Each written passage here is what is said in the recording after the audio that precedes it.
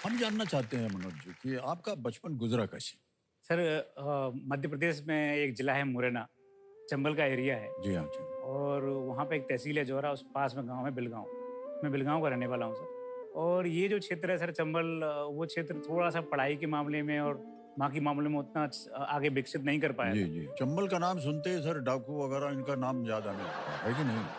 Sir वही बात थी कि चंबल के नाम पे, डाकुओं के नाम पे हम लोग इतने फेमस हो गए थे सर पूरे देश में जी कि हम लोगों को कहीं मकान लेने जाओगे किराए से तो मकान नहीं मिलता था। जी जी। तो ये भी सर इस मूवी के बनाने के पीछे का एक बड़ा कारण ये भी था कि मैं ये चाहता था कि हम लोगों की जो राम प्रसाद बिस्मिल की जो कर्म भूमि है वो मुरैना, और इतने बड़े-बड़े लोग हुए वहाँ पर, उनके बारे में मालूम चले कि हम लोग डाकुओं से अलग भी कुछ हैं। हम लोग सच्चे और सीधे और देशभक्त जी भी हैं जी सर। जी। तो इसलिए बचपन के उस दौर में असली समस्या पढ़ाई की थी सर, क्योंकि पढ़ाई होती ही नहीं थी सर। सारे लोगों का एक ही काम था, ऐसा कोई स्कूल ढूँढना जहाँ नकल चलती हो।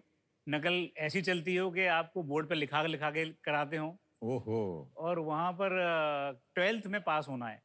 क्योंकि सर 12th वो जगह है जहाँ पे पास होने के बाद लोगों की नौकरियाँ लगना शुरू हो जाती हैं। मेरे पास भी वही था सर, मैं भी यही सोचता था। पर मेरा भाग्य ऐसा खराब निकला सर कि उस साल एक ऐसा ऑफिसर आ गया जिसे नकल चलने ही नहीं थी। और वो क्या करते थे, स्कूल में आके बैठ जाते थे, नकल नहीं होने देते थे। ओह। तो उनके इस एटीट्यूड को देख के ना मुझे बहुत सीखने को मिला। जी। मैंने जब देखा कि वो आदमी के सामने मेरा प्रिंसिपल कुछ भी नहीं है, तो मुझे रियलाइज़ हुआ कि ये ऐसा आदमी बनता कैसे है? ऐसा क्या करता है यार? और जब धीरे-धीरे मालूम चला उनके बारे में, उनसे बात करके मालूम चला कि ऐसे एग्ज़ाम होते हैं, जिन एग्ज़ाम को अगर हम दें, तो इतने ही ताकतवर हम बन सकते हैं। तो मुझे लगा कि अब दुनिया में वो कोई और कुछ हो ना हो, मुझे ऐसा ही बनना है, ऐसा ही एग्ज़ाम में पास करना है। क्या बात। तो जब आपने सोचा कि नहीं हमको पढ़ाई लिखाई और भी करनी है, तो थोड़ा बहुत तो विरोध हुआ होगा घर वालों की तरफ से, ऐसा कुछ था। हाँ, मेरी माली हालत ठीक नहीं थी। आर्थिक रूप से हम लोग बहुत कमज़ोर थे। मेरी माँ का एक सिस्टम था कि वो कैसे भी हम लोगों को कभी भूखा नहीं सोने देती थी, किसी भी हालत में। चाहे इधर से लाना पड़े, उधर से लाना पड़े या कुछ करना पड़े।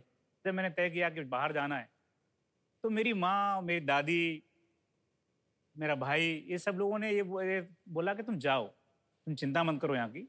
अगर तुम्हें लगता है तुम कुछ कर सकते हो तो जाओ। और फिर सर मुझे इन लोगों ने बड़ा प्रोत्साहन दिया और भेज दिया सर। क्या बात। आजकल आपकी पोस्टिंग कहाँ है और क्या कर रहे हैं आप।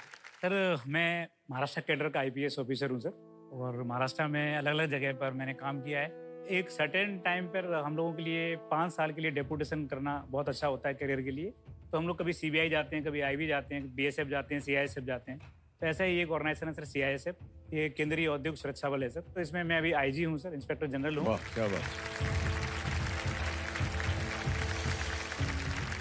कहाँ से शुरुआत हुई आपकी मनोज जी, और आज आप इंस्पेक्टर जनरल की अवधि पे आप बैठे हुए हैं। बहुत बहुत बधाई आपको, बहुत बहुत बधाई।